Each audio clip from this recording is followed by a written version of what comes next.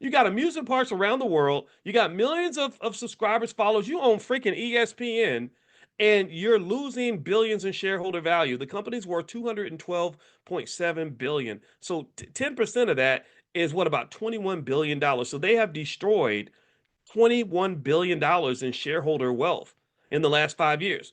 Now, you don't talk about hustling backward. I mean, I know I talk a lot about what we do wrong when it comes to finances, but one of the things I want to make sure is clear is I don't want you putting white people on the pedestal. White people are not the blueprint for a good economic stewardship.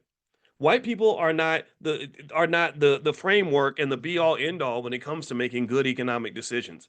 As a person who's analyzed the data incessantly, all those years I was on the faculty of Syracuse, I can tell you white people ain't got it figured out. And in fact, there are things you figured out that they haven't figured out. When I was on the faculty of Syracuse, I had to write an article on money management for Essence Magazine. You know who I called to get some frameworks and talking points for that article? I called my grandmother. I called my grandmother, who was a single mom who never made more than $22,000 a year, who raised five kids by herself. And I said, "How did you do it? What was your economic thinking?" Because I knew she had a template. I knew she had a framework. I know that that type of thriving under pressure doesn't happen by accident. So what I want you to understand is I know you want to glorify white people. I know that we love what they've done, what they've built and who they are, and we love getting validation from them. But I want you to understand that economically speaking and politically speaking, socially speaking, in terms of family, mental health, etc., when you integrate too much, you're integrating into a burning house. You really are. Their house is financially burning. Look at the way Capitol Hill manages the national debt. The national debt is so high and so unsustainable that people are warning over and over and over again that the whole global economy is going to fall off a cliff because you bastards don't know how to spend within your means. So with that being said, here's my defense of Tyler Perry. This is my point, because people have a hard time figuring out if I'm a critic or a supporter, and end up sounding like both because I'm a critical thinker. That's what I am. I can't apologize for that. Hollywood overspends on their projects.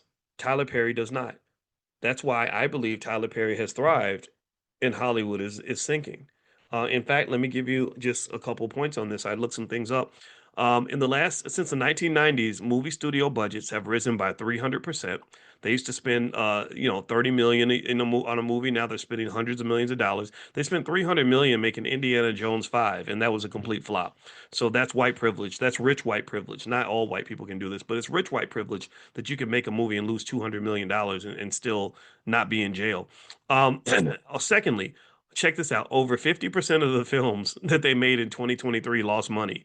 So Deadline said that more than half of the films didn't even break even. So a lot of the big names like the Marvels and the Flash, they flopped and their budgets were over $200 million. But anybody could have told you, if you're a Marvel fan, anybody could have told you that the Marvels was stupid. I saw the commercial. I'm a big Marvel fan. I'm all into Captain America, and y'all don't know this, so I don't talk about it much. But I'm into the Hulk and Captain America and Iron Man. I know the backstories, and then it just got too complicated. There was too much stuff going on, and I ain't got time for all. I got to go take a graduate class to keep up with your different universes. But when they came out with the Marvels, I said I'm not going to see that. They came out with the Flash. I was like, no, I'll watch that on TV. I'm not spending money on that.